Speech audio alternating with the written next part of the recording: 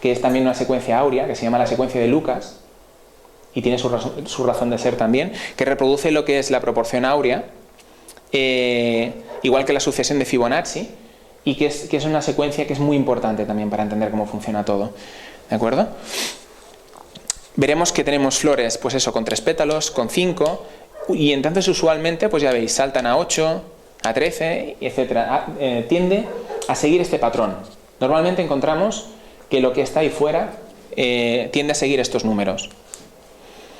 A nivel de lo que son los tallos, las hojas y demás, nos ocurre exactamente lo mismo. Fijaros que si en este caso miramos las hojas, tenemos una hoja en el primer nivel, una hoja en el segundo, 2 en el tercero, en el cuarto tenemos 3, y ya de 3 saltamos a 5, y de 5 saltamos a 8. Y sucesivamente. En el caso de los árboles ocurre lo mismo. Si uno se pone a analizar la distribución de las ramas, nos volvemos a encontrar con el mismo fenómeno numérico o matemático. ¿De acuerdo? Pasamos del tronco a una bifurcación, a continuación obtenemos 3 bifurcaciones y así sucesivamente, 3 ramas mejor dicho, y así va siguiendo otra vez la secuencia de Fibonacci.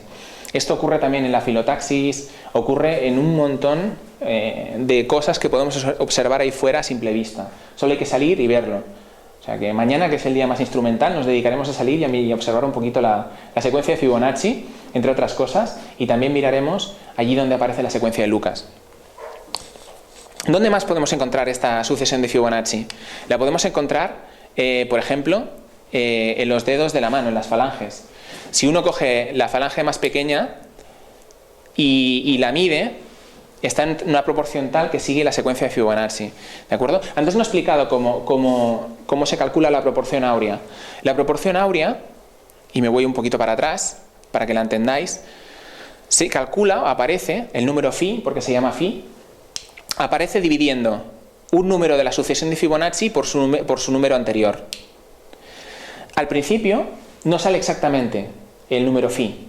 Es a medida que avanzamos en la sucesión que va apareciendo el número que describe phi, que es 1,618033, etc.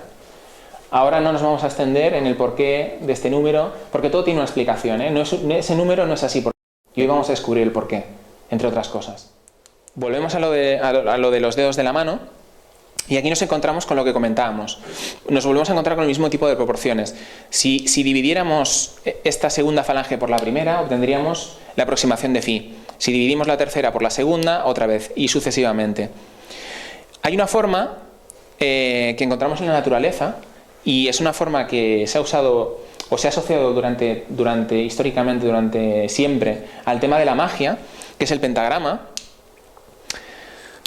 Que una de las curiosidades, entre comillas, digo, porque las curiosidades matemáticas al final son las reglas que describen cómo funcionan las matemáticas que nos unen a todos, lo que hace es mostrar de forma natural a phi.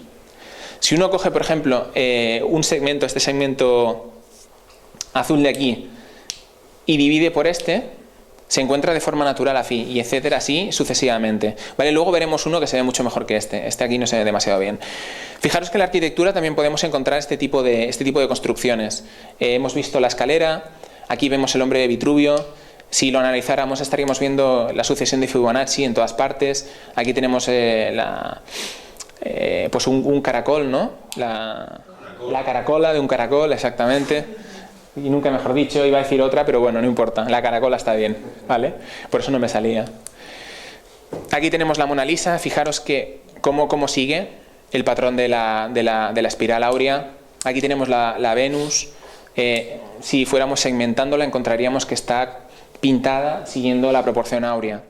Y la pregunta es ¿por qué? ¿No? ¿Por qué toda esta gente en diferentes épocas históricas han sido capaces de construir, de pintar o de reproducir todo esto, ¿no? Y bueno, las respuestas realmente pueden ser varias, no es una sola. Realmente es un conocimiento que se ha mantenido oculto durante mucho tiempo, pero que ha estado ahí. Y después, ciertamente es un conocimiento que todos llevamos dentro y que podemos evocar y podemos hacerlo. Y hoy con las matemáticas os lo demostraré, pero bueno, continuamos.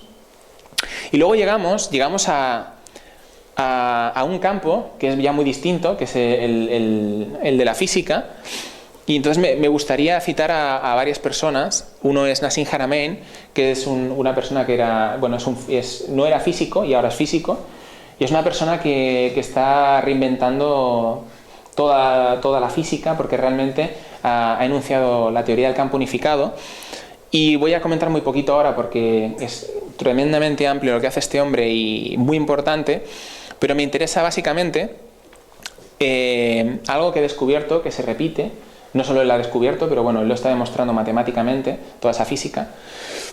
Un patrón geométrico que se repite y que es la base constituyente de la materia, o lo que nosotros entendemos como materia, que es la esfera con el doble tetraedro invertido. Para aquellos que no sepáis lo que es un tetraedro, es una figura tridimensional, que es como una pirámide, pero que está construida con triángulos equiláteros. Podía haber traído hoy, pero se me ha olvidado, despiste, un tetraedro para que lo vierais otro día en la próxima grabación, porque seguro que hacemos más.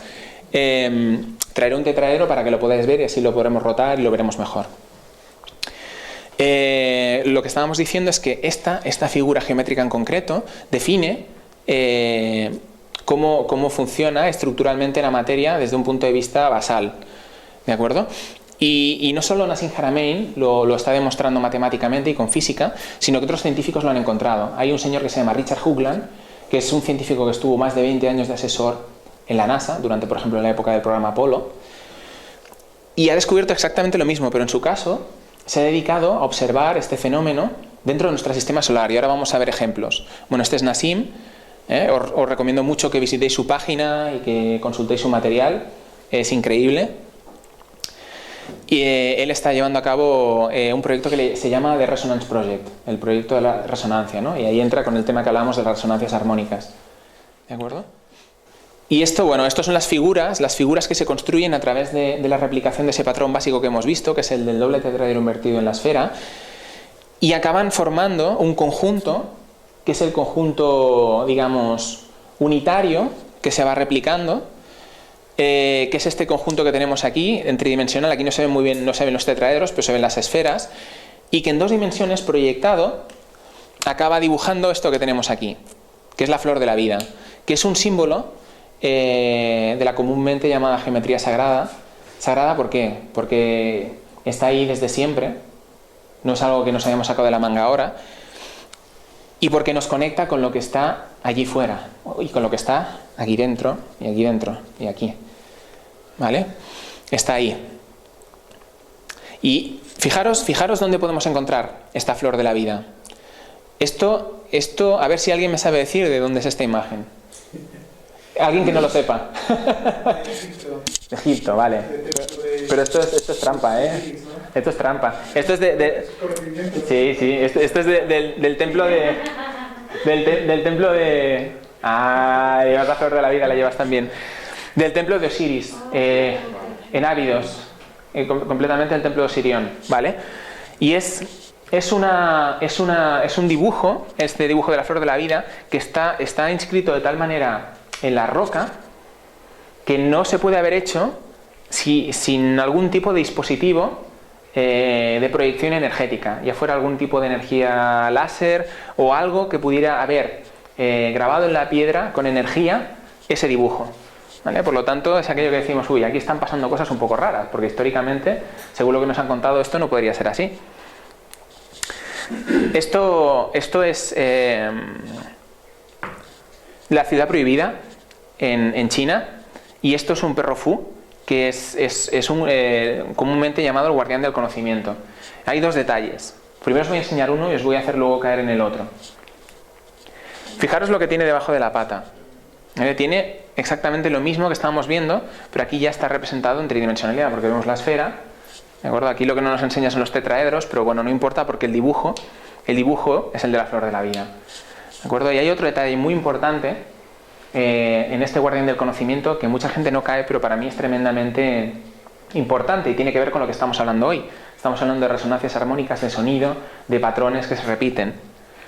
Fijaros lo que lleva colgado en el cuello el perro fu. ¿Alguien ve lo que es? ¿No? Es como una especie de cascabel, ¿vale? Podría ser interpretado como una glándula pineal, pero en mi caso lo estoy interpretando como otra cosa, ¿eh? Podría ser una doble interpretación, ¿eh? La glándula pineal, porque la glándula pineal ciertamente es una llave para abrir las puertas hacia todo ese conocimiento. Hoy no vamos a tratar ese tema porque es también tremendamente amplio, pero sí que más adelante lo vamos a tocar porque creo que es tremendamente importante. Pero ciertamente, aparte de que podía ser glándula pineal, yo creo que lo lleva colgado como representación del sonido, ¿de acuerdo?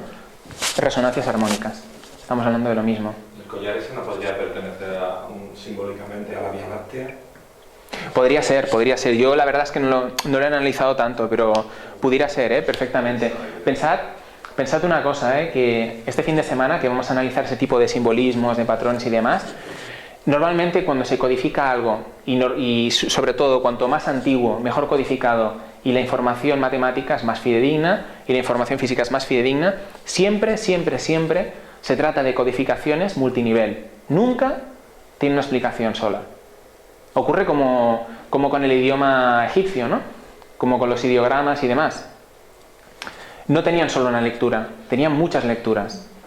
¿De acuerdo? Y según el nivel de conocimientos que tenía la persona que lo interpretaba, era capaz de acceder a ese conocimiento multinivel o no hacerlo. Pues con este tipo de cosas ocurre lo mismo. Y avanzamos.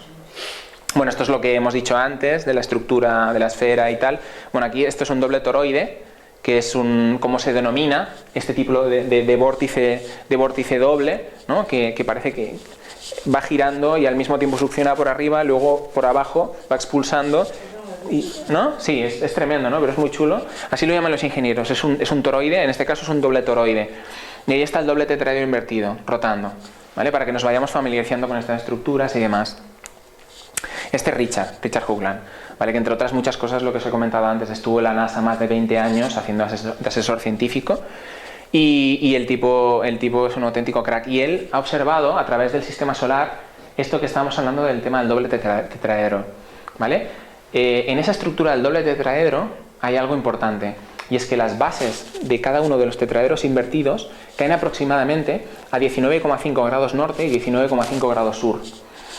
Y si uno va observando nuestro sistema solar, y empezamos por nuestro planeta, lógicamente, por la Tierra, en todos ellos encontramos cosas importantes en esas latitudes, ¿de acuerdo? En concreto en la Tierra, a 19,5 encontramos por un lado el Mauna Kea, que es el volcán más importante del planeta, que está en Hawái, y por otro lado encontramos la ciudad de Teotihuacán, la ciudad de los dioses, que entre otras propiedades tiene una propiedad tremenda, que es que si uno se sitúa en un punto concreto de la plaza principal de Teotihuacán y hace un sonido, este resuena múltiples veces, queda amplificado, ¿vale? Y además hay pirámides, etcétera, ¿no? Os van dando pistas por ahí de cómo funcionan las cosas. Continuamos el viaje por el sistema solar. Esta es la Luna, concretamente el cráter Tsiolkovsky, no sé si lo he dicho bien, es un poco complicado el nombre.